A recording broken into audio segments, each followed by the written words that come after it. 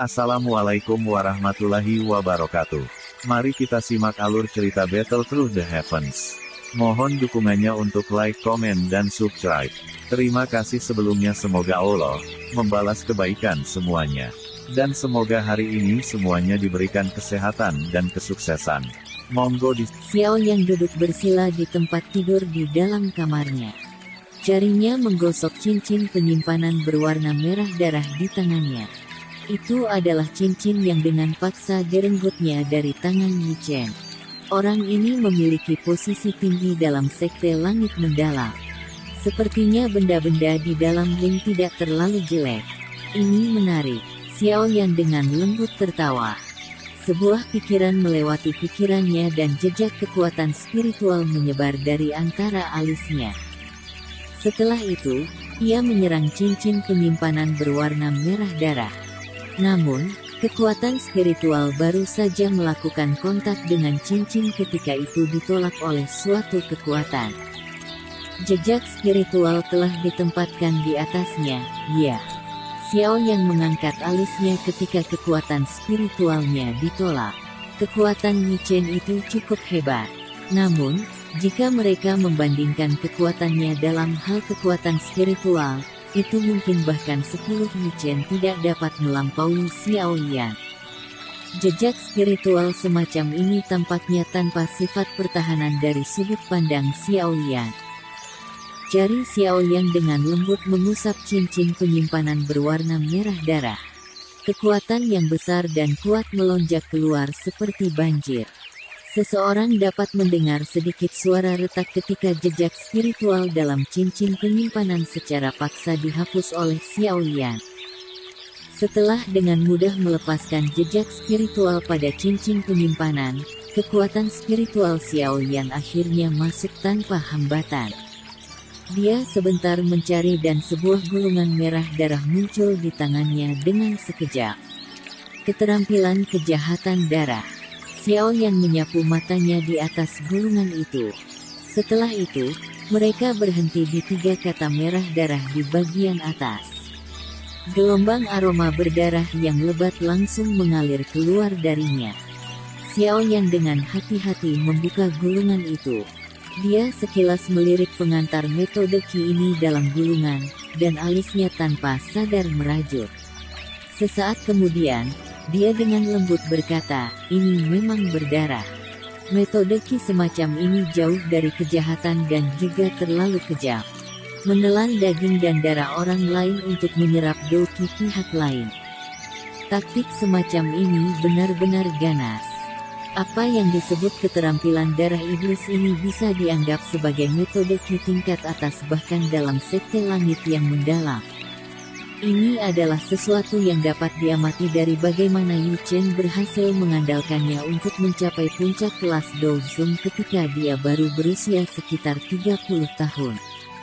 Meskipun ada alasan lain seperti bakatnya yang luar biasa, sebagian besar karena proses yang tidak biasa dari keterampilan darah iblis ini. Namun, taktik seperti ini yang bergantung pada menyerap kekuatan orang lain untuk menjadi lebih kuat tidak dianggap sebagai yang terbaik. Jika seseorang menyerap terlalu banyak do Qi sendiri akan mengalami kesulitan menjadi murni. Setelah mencapai level tertentu, seseorang akan mengalami kesulitan maju bahkan 1 inci ke depan. Kecuali seseorang mencerai-beraikan kekuatan dan melatih kembali seseorang bahkan akan secara bertahap menerima serangan balik dari do Qi yang kotor. Setelah membaca secara singkat apa yang disebut keterampilan darah iblis, Xiao Yang juga berhasil menemukan beberapa kelemahan dari metode Qi ini. Hal ini akan memungkinkan seseorang untuk cepat tumbuh kuat, tetapi gejala sisa itu benar-benar terlalu hebat. Selain itu, prosesnya juga sangat kejam dan berdarah. Kecuali itu adalah seseorang yang secara alami dingin dan acuh tak acuh, seseorang tidak akan bisa berlatih metode Qi semacam ini. Mendalam sekte langit, sungguh sekte jahat. Xiao Yan menggelengkan kepalanya dan secara acak menyimpan keterampilan kejahatan darah ini ke dalam cincin penyimpanannya. Tidak peduli bagaimana orang mengatakannya, ini hampir tidak bisa dianggap sebagai metode Qi tingkat tinggi di kelas. Jika dia mengeluarkannya untuk dilelang di masa depan, dia pasti bisa menukarnya dengan beberapa barang yang sangat berharga. Setelah Xiaoyan mengambil keterampilan darah iblis, dia mencari beberapa saat, tetapi dia tidak menemukan hal lain yang bisa menarik perhatiannya. Tepat ketika dia berencana untuk menyerah, kekuatan spiritualnya yang menyapu tiba-tiba berhenti di bagian tertentu dari cincin penyimpanan. Ada gulir abu-abu yang tidak mencolok. Xiaoyan samar-samar bisa merasakan niat membunuh samar merembes keluar dari gulungan itu. Ini adalah... Xiaoyan menyipitkan matanya. Jenis aura pembunuh ini adalah sesuatu yang dia kenal. Setelah mengingat keakraban ini, ia akhirnya menemukan bahwa sepertinya teknik Dou yang kuat yang digunakan Yi Chen di dekat akhir pertandingan mereka. Itu berisi aura pembunuh yang sepertinya merebut pikiran orang lain. Xiaoyan mengepalkan tangannya. Gulungan berwarna abu-abu muncul di dalamnya. Dia menjentikkan jarinya dan menariknya terbuka. Beberapa kata-kata biasa, diresapi dengan niat membunuh, muncul di hadapannya. Menawarkan tangan iblis surga. Xiaoyan dengan lembut memotong kata-kata itu. Kilatan melintas di matanya pada saat yang bersamaan. Hal ini memang serangan terakhir yang ditampilkan Yi Chen sebelumnya. Ketika mereka telah bertarung sebelumnya, Xiaoyan secara pribadi mengalami kekuatan yang disebut tangan setan surgawi ini. Niat membunuh yang tajam itu memang sangat kuat. Untungnya, Yi Chen jelas belum menguasainya ke puncaknya. Aura pembunuhannya telah terdilusi secara signifikan, mungkin karena ki berdarah di tubuhnya terlalu padat. Tangan iblis surga ini membutuhkan keinginan yang tidak ragu untuk membunuh. Keinginan membunuh seperti itu lahir dari pikiran seseorang. Itu bukan sesuatu yang bisa dilengkapi dengan mengandalkan ki darah. Hal ini dapat dianggap sebagai salah satu keterampilan utama dari Sekte Langit yang mendalam. Kekuatannya pasti melampaui apa yang ditampilkan Yi Chen. Orang itu terlalu sombong. Ini menyebabkan dia tidak dapat memahami arti sebenarnya dari tangan iblis surga. Xiaoyan dengan saksama mempelajari gulungan ini sebelum menghembuskan nafas dalam dan berbicara dengan minat tertentu. Berdasarkan tebakan Xiaoyan, jika tangan iblis surga ini sepenuhnya dilepaskan, kekuatannya mungkin hanya akan dapat dilampaui jika seseorang mempelajari segel kelima dari teknik segel dewa. Hal ini memang unik, untuk itu menjadi keterampilan utama dalam Sekte Langit Mendalam. Tangan Xiaoyan dengan lembut mengusap gulungan itu. Senyum di wajahnya menjadi lebih padat. Itu tidak terduga bahwa Yi Chen akan memberikan harta seperti kali ini. Jika Xiaoyan mampu mempelajari tangan iblis surga ini, kekuatan bertarungnya pasti akan meningkat. Dia juga akan memiliki teknik bertarung tambahan saat bertarung dengan yang lain di masa depan. Selain itu, mereka akan memulai operasi mereka untuk menyelamatkan Yao Lao segera. Dengan memiliki tangan iblis surga yang dikirimkan kepadanya, harus dikatakan bahwa Yi Chen hanya seperti hujan yang turun. Karena kebutuhan untuk menunggu kedatangan Feng Zunze, kelompok Xiaoyan masih punya waktu untuk mempersiapkan. Meskipun operasi berbahaya seperti itu akan muncul terburu-buru, tidak peduli berapa lama harus mempersiapkan. Oleh karena itu, Xiaoyan sekali lagi memilih untuk melakukan retret setelah memperoleh informasi dari 3 kepala besar. Selama retret ini, Xiaoyan tidak hanya perlu membantu Tian Huo Zunze memurnikan pil jamur hijau sebelum Feng Zunze tiba, tetapi dia juga perlu mencari waktu untuk membiasakan dan mempraktekkan tangan setan surgawi. Satu keterampilan tambahan akan berarti jaring pengaman tambahan. Demikian pula, itu juga berarti bahwa keyakinannya untuk berhasil akan meningkat.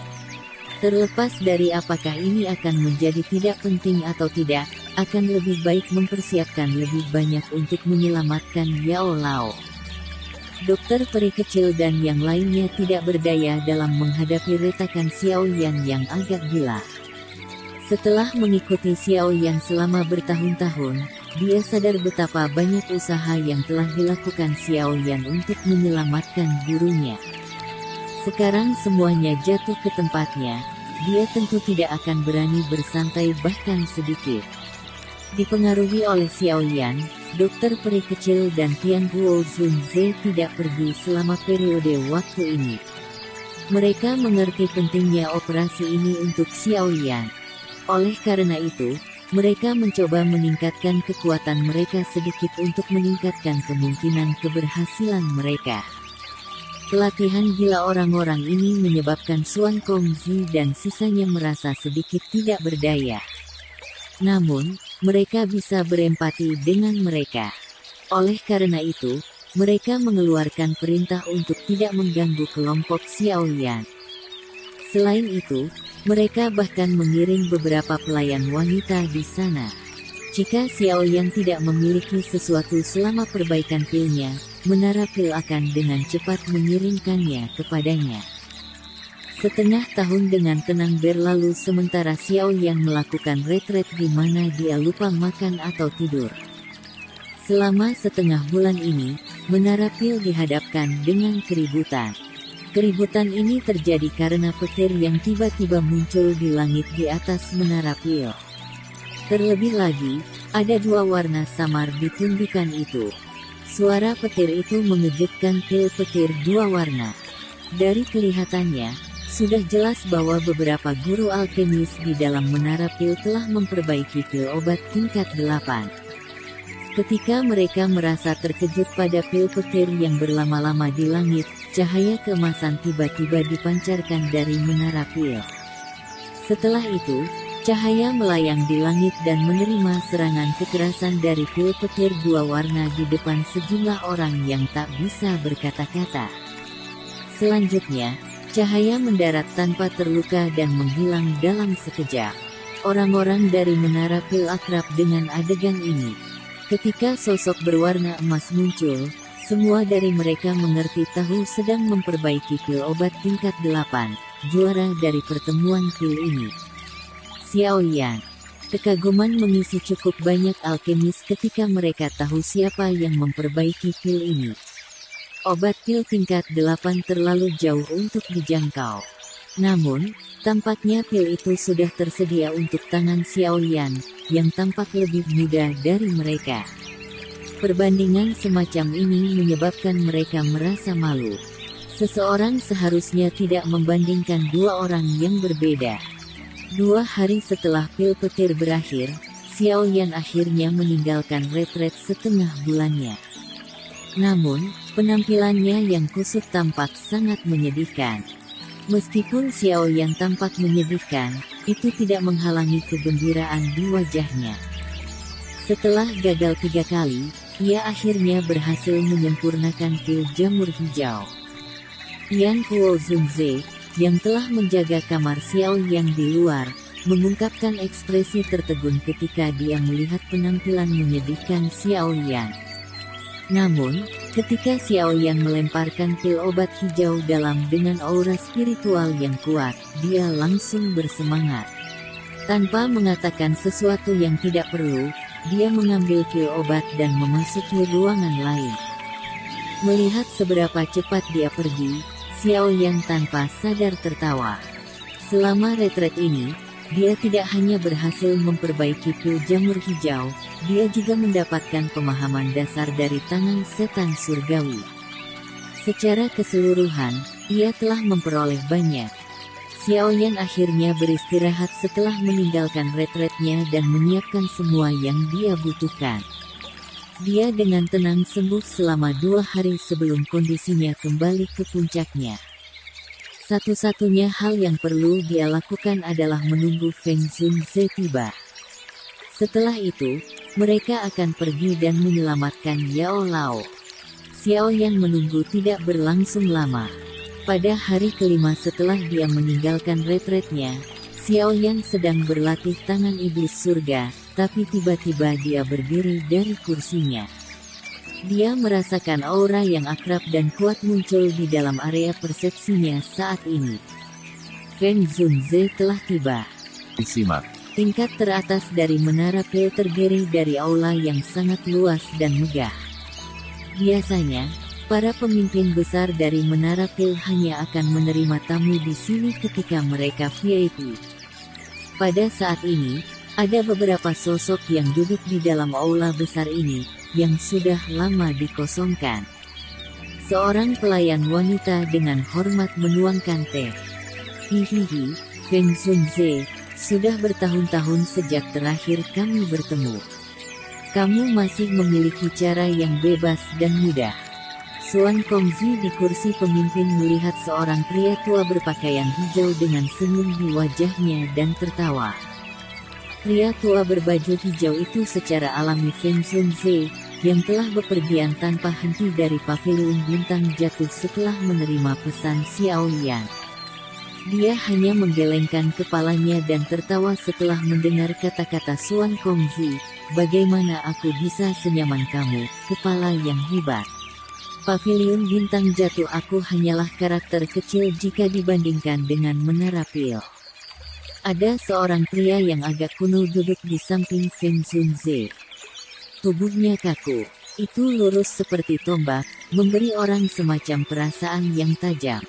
Seolah-olah yang duduk bukanlah seseorang, melainkan pedang yang mengandung aura tajam. Hihihi, aku yang lama belum meninggalkan wilayah Pil untuk waktu yang lama. Boleh aku tahu siapa teman ini? Mata Suan Kongzi meluncur ke pria tua itu sambil bertanya sambil tersenyum. Aku sudah lama melupakan nama lama aku. Selanjutnya, aku telah membuat nama untuk diri aku sendiri, Taijian atau pedang logam. Pria kuno ini sopan kepada Suan Kongzi. Dia menangkupkan kedua tangannya, dan wajahnya menunjukkan senyum yang agak jelek. Taijian, mungkinkah Tianjian Zunze yang mencuci gerbang pedang giok dalam darah 5 tahun yang lalu? Kejutan langsung melintas di wajah Suan Kongzi saat dia bertanya. Wajah lelaki tua Taijian bergerak sedikit sebelum mengangguk. Jelas, dia tidak ingin berlama-lama di topik ini. Karakter orang tua ini seperti ini.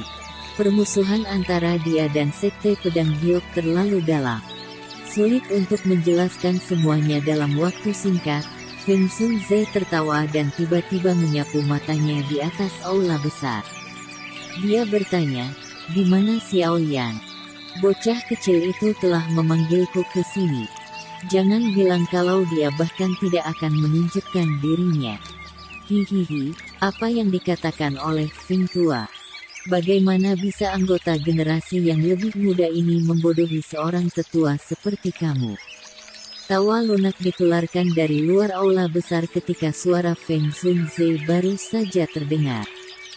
Segera, beberapa tokoh mendorong pintu dan perlahan masuk. Mata Xiao Yan terfokus pada Feng Zunze di dalam saat dia memasuki aula besar. Dia segera menghela nafas lega. Feng Zunze mutlak diperlukan untuk operasi ini. Oleh karena itu, Xiao Yan merasa tenang setelah secara pribadi melihat Feng Zunze di aula. 9 bintang Douzong. Feng Zunze menyapukan pandangannya pada Xiao Yan. Cangkir teh di tangannya sedikit gemetar saat dia berseru kaget. Dia jelas ingat bahwa Xiao Yan baru saja menembus kelas Douzong ketika mereka berpisah.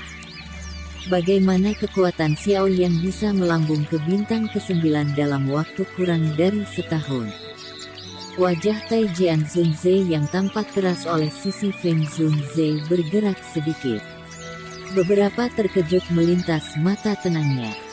Feng Zunze telah memberitahunya secara detail tentang hal-hal yang berkaitan dengan Xiao Yan.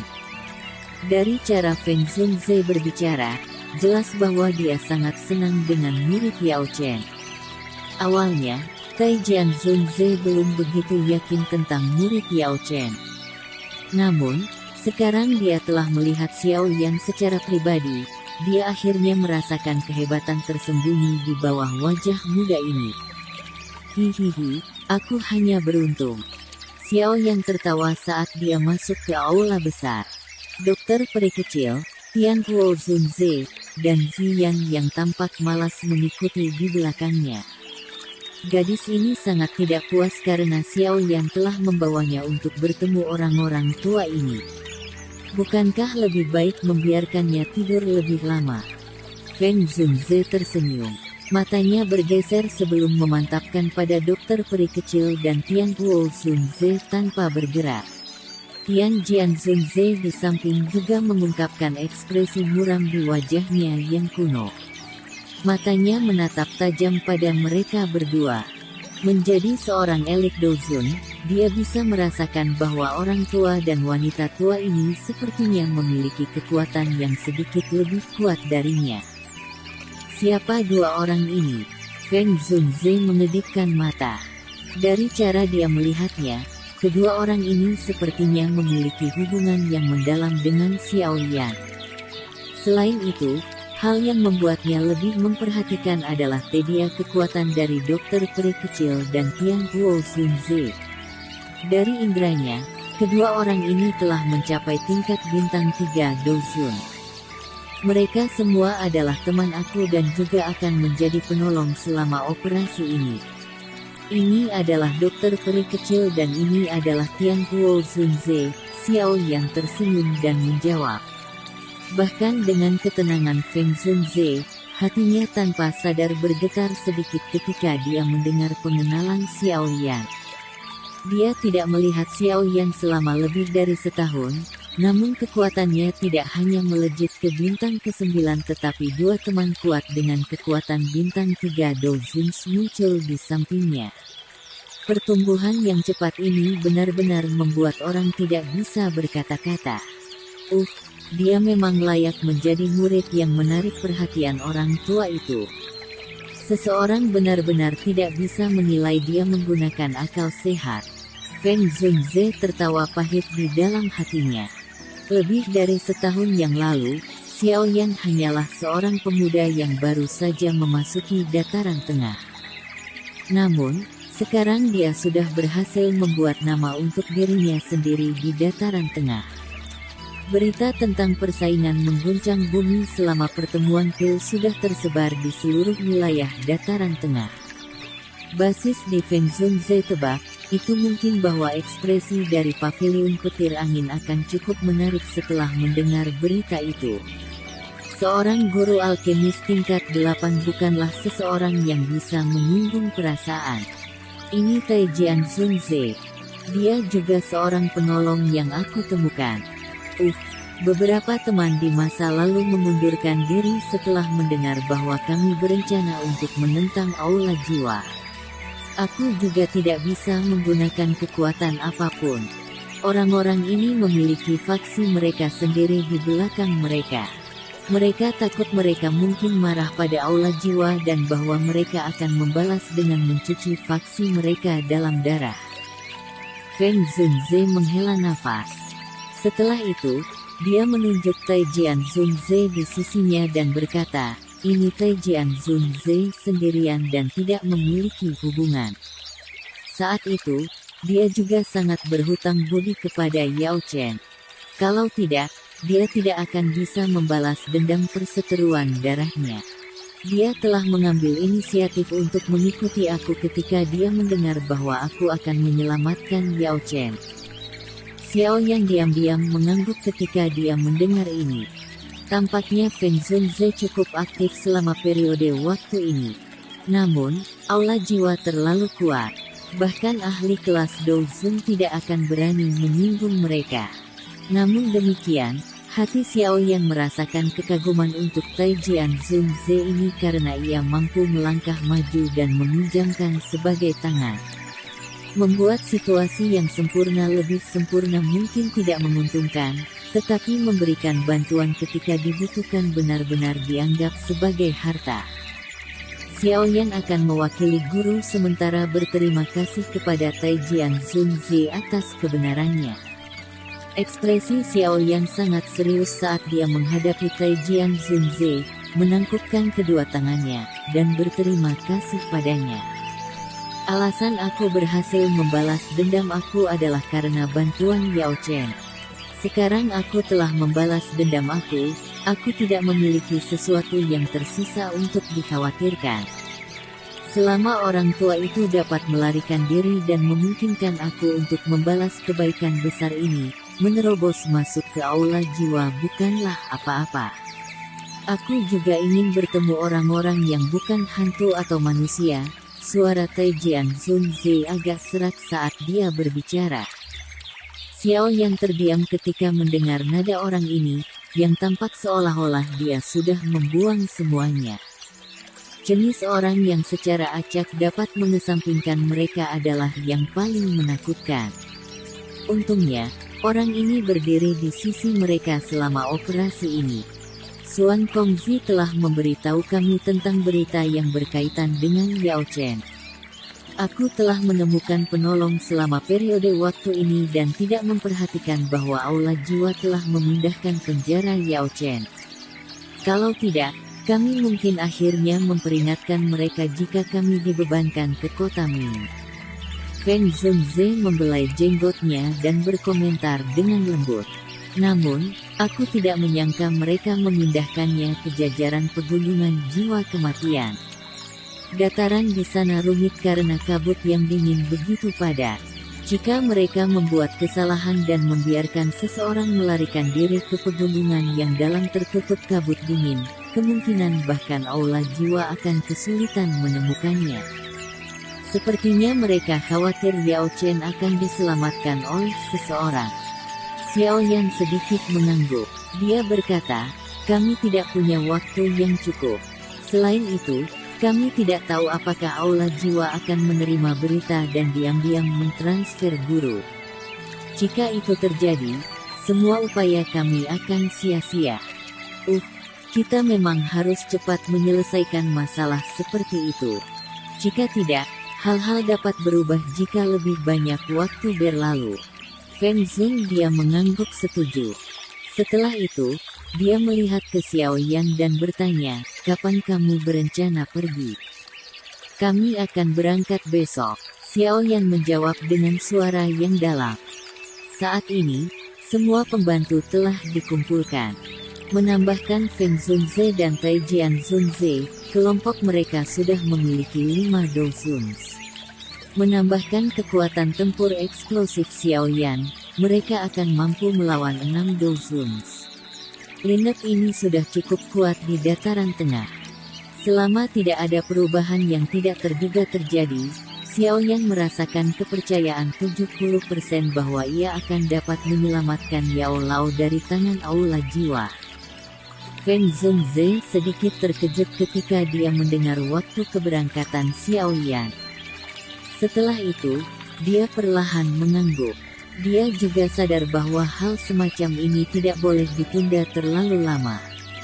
Meskipun berangkat besok mungkin tampak sedikit terburu-buru, kecepatan menjadi penting dalam pertempuran. Mereka bisa menangkap aula jiwa tanpa penjagaan, merebut orang itu, dan dengan cepat pergi. Pada saat para ahli dari aula jiwa bergegas, mereka hanya akan dapat menatap situasinya. Dalam hal ini, kami akan melakukan apa yang kamu katakan dan berangkat besok. Xuan Kongzi juga terkejut ketika dia melihat Xiao Yan dan Feng Zunze, yang dengan cepat memutuskan saat mereka akan bertindak. Dia tanpa daya mengangguk ketika dia berdiri dan berkata, karena kamu semua sudah memutuskan, aku yang lama akan berharap semoga kamu sukses dalam operasi. Kami akan menerima kata-kata lama Xuan yang bagus. Xiao Yan tertawa. Kilatan keras tiba-tiba melonjak ke mata hitam gelapnya. Dia telah bekerja keras selama bertahun-tahun untuk hari ini. Sekarang, sudah waktunya baginya untuk bertindak. Guru, tunggu muridnya. Kali ini, aku pasti akan menyelamatkan kamu dari tangan aula jiwa. Ketika sinar matahari pertama menembus kegelapan dan mendarat di tanah keesokan harinya, beberapa tokoh dengan tenang bergegas keluar dari menara pil tanpa menarik perhatian siapapun. Mereka menghilang ke langit dalam beberapa kilatan. Angin terdengar di puncak gunung di luar kota Pil Suci. Beberapa sosok muncul dari ruang kosong sebelum mendarat di puncak gunung. Ayo pergi. Xiao Yan menghitungnya. Ekspresinya langsung ditutupi dengan keseriusan tegas. Dengan teriakan rendah, tubuhnya adalah yang pertama berubah menjadi garis hitam buram yang melesat ke langit jauh dengan cara yang seperti kilat. Setelah itu, Feng Xunze, dokter peri kecil, dan sisanya diikuti. Misi penyelamatan akhirnya dimulai pada saat ini. Sekian alur cerita Battle Through the Heavens. Tunggu next episodenya. Mohon sodako subscribe, like, dan komennya dan share-nya. Semoga kebaikannya dibalas oleh Allah. Dan semoga hari-hari sedulur semuanya diberikan kebahagiaan, kesehatan, dan kesuksesan. Terima kasih. Assalamualaikum warahmatullahi wabarakatuh.